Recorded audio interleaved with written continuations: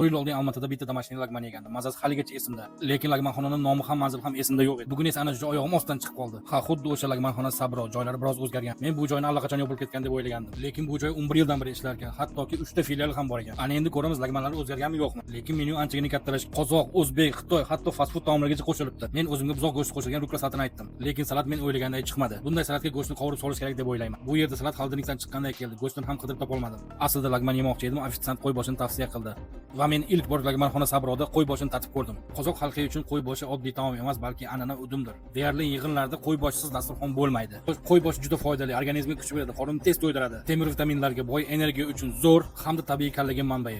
Ayniqsa lagmanxona Sabroga kelib tatib ko'rishingizni tavsiya qilardim. Yana fermerning qo'y qovurg'asidan tayyorlangan Sabro qozon aytdim. Ochig'i tasavvur qilgandan ham anchagina zo'r chiqdi. Xamir alohida tema, go'shtlar esa alohida tema. Hatto go'shtini oxirigacha yeb ham tugata olmadim. Siz ham lagmanxona Sabroda bo'lganmisiz? Kommentariyada fikrlaringizni yozib qoldiring. Mening hisobim esa 16500 tanga bo'ldi, chunki men yirik taomlardan buyurtma qildim. Sizniki esa 3000 tangadan boshlanadi. Video haqida fikrlaringizni yozib qoldiring. Keyin kafe yoki restoran qaysi bo'lishini kommentariyalarda yozib qoldiring.